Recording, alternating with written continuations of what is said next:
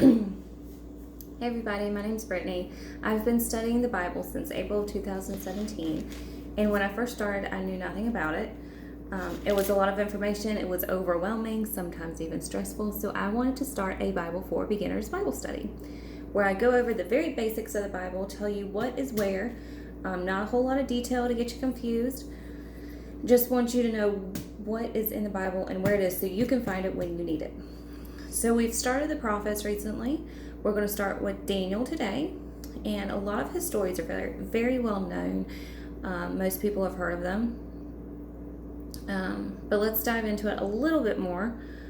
Daniel was a prophet that lived in Babylonia during the exile. Him and three of his friends, which you'll probably recognize these names, Shadrach, Meshach, and Abednego, were all chosen to be trained to serve the king. So Nebuchadnezzar was the king, and he had a lot of wise men. These men were like magicians, seers, prophets, that kind of thing. Well, one night he had a dream, and he wanted his wise men to tell him the dream that he had and also interpret it.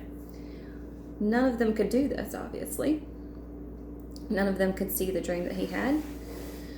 And since none of them could do this, this made him very angry, and he wanted to kill all of his wise men.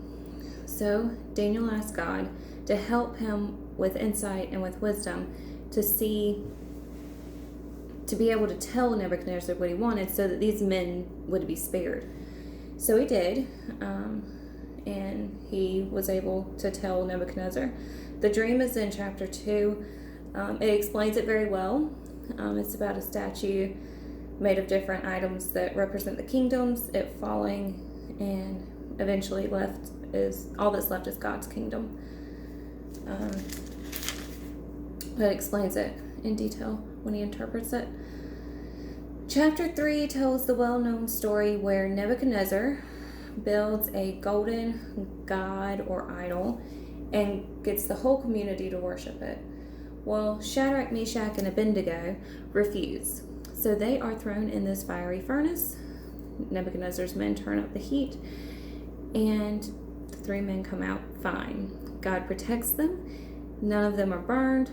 Clothes are fine. Hair isn't singed. Nothing. So Nebuchadnezzar realizes the power of their God, our God, and tells everyone that they can now worship him. And this is like a huge community of thousands of people. Let's see. So Babylon at the time was a very well-to-do place. It was very rich. Everything was going well. Nebuchadnezzar took all the credit for this. He gave no credit to God. So because of that, God humbled him,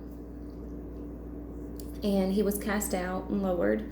And his son, I'm going to mess this name up, Belshazzar, that's definitely not probably how you say it, took over in chapter 5.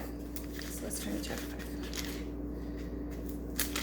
So one night Belshazzar was with his little group of friends, and they were drinking out of the goblets that were taken by Nebuchadnezzar out of the temple, out of God's temple. And all of a sudden, this writing on the wall appears. Well, no one knew what it meant, and someone reminded him of Daniel and how he had interpreted Nebuchadnezzar's dream. So he called on Daniel, and Daniel read, probably not going to pronounce this exactly right either, many tekel parsin, which meant that God has numbered his days because he also didn't give credit to God, and that his reign, his kingdom would be divided by the Medes and the Persians. The next day, Darius the Mede took over. So that was fulfilled immediately. Chapter 6 is another well-known story of Daniel's. It is Daniel in the den of lions. Okay, so Darius had taken over, and Darius had these confidants, these close men that worked with him, and they were very jealous of Daniel because Daniel was so highly regarded.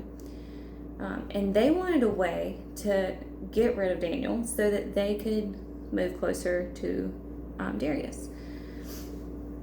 So they tricked King Darius into making this proclamation that or decree saying that no one could worship another god for 30 days. Well, Daniel did not listen to that. He worshipped, I think he worshipped 3 or 4 times a day, and he continued to do that. And so, reluctantly, Darius had him thrown in the den of lions, which was the punishment for that. And, sorry, I skipped a page. But, of course, as soon as he was thrown in the den of lions, God protected him. And he came out, and the lions were all, like, nice and gentle. And the men that suggested that rule to Darius got thrown in there along with their families and were torn to shreds. Chapter 7 is Daniel's dream of 4 beasts, which are the nations, the nations who will take over. There's talk of the Antichrist ruler in the last few chapters, and this is talking about another name I can't say, Antiochus the Fourth. He was a ruler of Syria, and he was really bad. And Israel. He reigned from 175 BC to 164 BC. He was powered by Satan, and he let's see. Yeah, he did some really bad things, and then also, but that also points to the future fulfillment of, like, the the Antichrist at the end of the world at Armageddon. So it's another one of those dual prophecies where one is like much sooner and one is far off in Revelation time period. There's many books with dual prophecies in it. I've taught about it on a few of my other videos. Chapter 9. Okay, so chapter 9. I really love the book of Daniel. I have a lot of information on it, and I'm trying to decide what exactly to tell you. Chapter 9 is Daniel begging God's forgiveness for Israel. And it also contains a Messiah prophecy, the 77s. That is a little difficult. It's 70 sets of 7 years. And it works out. Historians have kind of figured out that it works out when they started rebuilding the temple or the city in 445 BC. It was 70 sets of 7 years until Jesus was there. There's a few different ways it could work out with a few different big time periods and stuff, but that seems to be the one that everybody really follows. It's a good study on it if you want to study the 77s, but it is a Messiah prophecy. Alright, so Daniel then talks of more wars and a time of a lot of war between the north and the south, who fought for 130 years. And then Antiochus the Fourth is mentioned again as the deceitful king, excuse me, who exalts himself. And the last chapter is a vision of the end of times with the angel Michael, excuse me.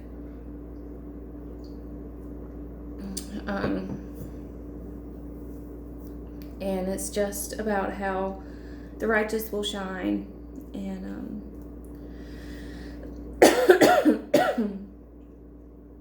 the wicked will continue to be wicked. So that's it. That's the book of Daniel. A little more in depth than just the stories. It's a really great book. It was probably one of the easiest for me to understand out of all of the prophets. Like I've said before, I don't understand the prophet books well. They're very difficult for me, and I don't mind admitting that. But I think that one was the easiest for me to get through and really understand. So it's a great read. Even if you already know the stories that are in there, there is a lot more to it. All right, you guys. I will see you next week. Have a great week and God bless.